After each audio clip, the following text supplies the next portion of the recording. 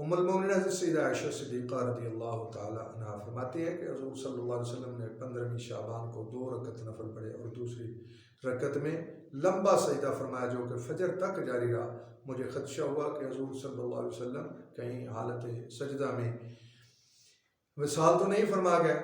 میں نے آپ کے پاؤں کو ہاتھ لگایا تو حرکت فرمائی اور میں نے آپ سے حالت سجدہ میں یہ کلمات سنے، اعوذ بعفوک من عقابک واعوذ برضاک من سخطک واعوذ بک منک جل ثناؤک لا احصی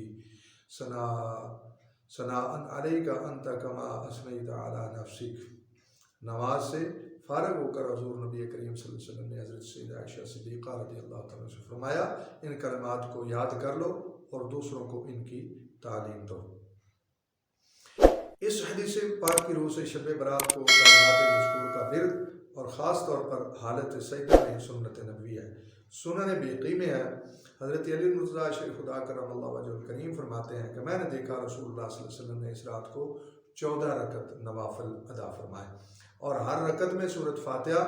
14 بار، کل شریف 14 بار، سورہ فلق 14 بار، سورہ والناس 14 بار اور آیت الکرسی 1 بار آپ نے پڑھی، اور 1 بار لقد جاءکم رسول من انفسکم عزیز علیہ ما عنتم حریص علیکم بالمؤمنین رؤوف رحیم فإن تولوا فقل حسبی اللہ لا الہ الا هو علیہ توکلت وهو رب العرش العظیم۔ یہاں تک پڑھا اور فرمایا جو اس طرح پڑھے گا اللہ رب العزت اس کو 20 مقبول حج اور 20 سال کے مقبول روزوں کا ثواب عطا فرمائے گا، اور جو آئندہ دن روزہ رکھے گا اللہ رب العزت اسے 120 سال کے روزوں کا ثواب عطا فرمائے گا۔ اسی رات میں ایک رات صلاۃ الخیر ہے جو کہ حضرت سینہ شیخ سید عبدالقادر جیلانی رضی اللہ تعالیٰ عنہ آپ سے منقول ہے۔ تو یہ 100 رکعت ہے اور ہر رکعت میں 10 بار سورہ اخلاص یعنی قل هو اللہ احد اللہ الصمد لم یلد ولم یولد ولم یکن لہ کفوا احد، اس سورہ مبارکہ کو 10 بار ہر رکعت میں پڑھنا ہے۔ تو یہ 50 نیتوں کے ساتھ اور 50 سلاموں کے ساتھ 100 رکعت ہوگی، 2 رکعت کر کے پڑھیں گے۔ اللہ رب العزت اس نماز کی برکت سے اللہ رب العزت اس بندے پر جو یہ نماز ادا کرتا ہے اس پر 70 بار نظر کرم فرماتا ہے، اور 1 بار نظر کرم سے اللہ رب العزت اس کی 70 حاجات کو پورا فرماتا ہے، اور جن میں سے کم از کم 1 حاجت اس بندے کے گناہوں کی بخشش ہے۔ سبحان اللہ، اللہ رب العزت کا کرم بہت زیادہ، اللہ رب العزت کی مہربانیاں اور عطائیں بہت زیادہ ہیں۔ اس رات کو خاص طور پر گناہوں سے توبہ کرنا، یہ بزرگان دین اس میں بڑی خوبصورت رہنمائی فرماتے ہیں کہ اس شب کو بندے کے اعمال اللہ کی بارگاہ میں پیش ہوتے ہیں پچھلے پورے سال کے، تو اس رات کو چاہیے کہ مغرب سے پہلے والدین، بھائیوں، بہنوں، رشتہ داروں، پڑوسیوں، ہمسایوں اور دیگر لوگوں سے جن کے ساتھ ہمارا آئے روز واسطہ اور تعلق رہتا ہے، ان سے اپنی زیادتیوں کو معاف کرا لینا چاہیے، اور جو کسی کا حق ذمہ ہو تو اس کی ادائیگی کر دینی چاہیے،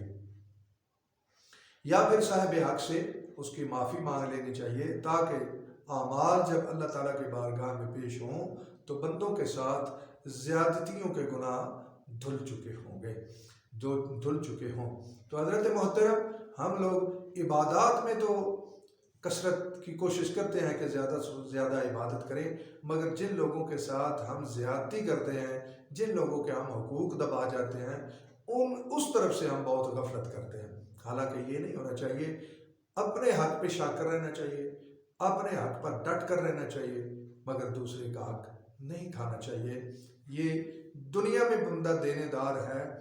اور اگر دنیا میں نہ دے تو آخرت میں اس کو ضرور دینا ہوگا۔ آخرت میں اللہ تبارک و تعالیٰ کی کسی کا حق مارنے والے پر اللہ تعالیٰ کی بڑی سخت پکڑ ہوگی۔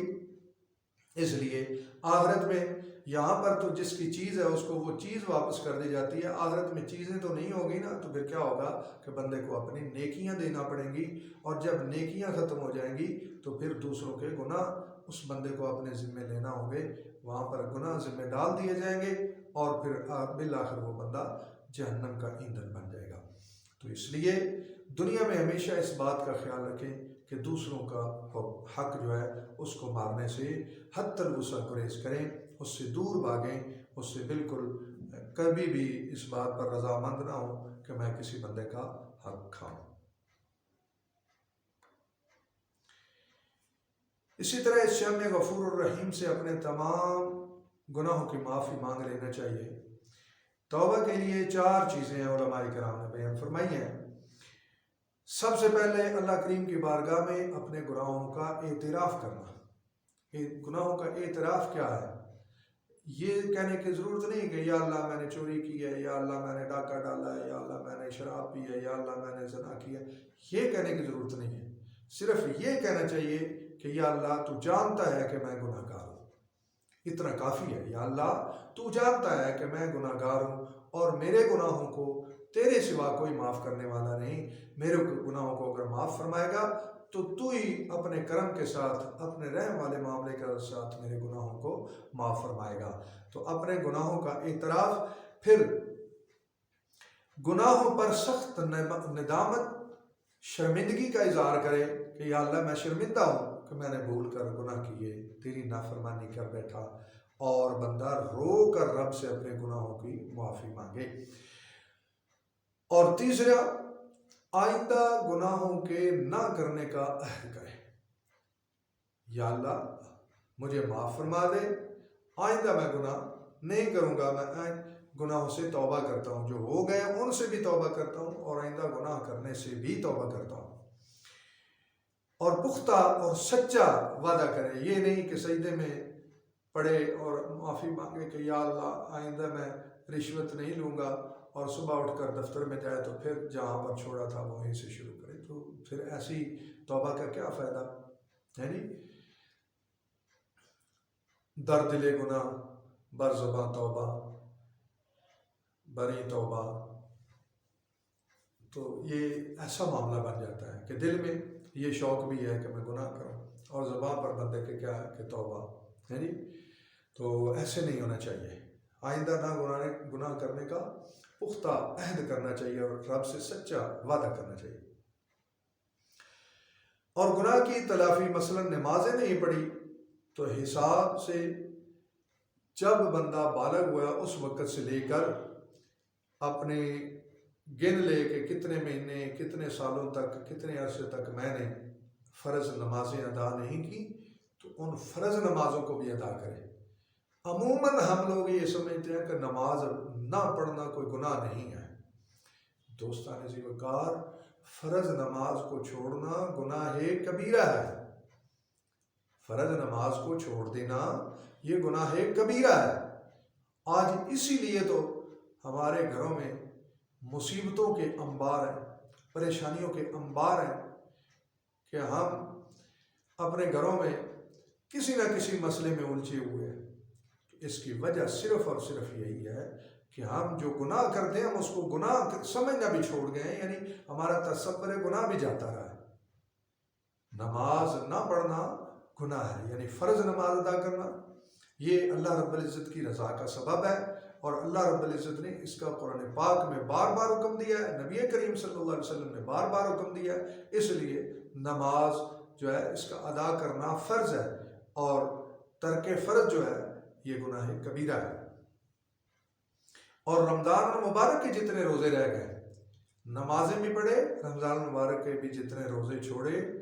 ان روزوں کی بھی بندہ قضا کرے، نمازوں کی بھی بندہ قضا پڑھے، یعنی روز کی 5 نمازیں تو 5 اپنے وقت پر ادا کرے۔ اس کے علاوہ جب بھی وقت ملے تو 5 وقت کی نمازوں کو کچھ نہ کچھ وقت دے کر جو ہے 1 نماز پڑھ لے، 2 نمازیں پڑھ لے، روز کی 5 نمازیں پڑھ لے، روز 2 دن کی نمازیں پڑھ لے، 4 دن کی پڑھ لے، جتنی ہمت ہے وہ پڑھ لے، تو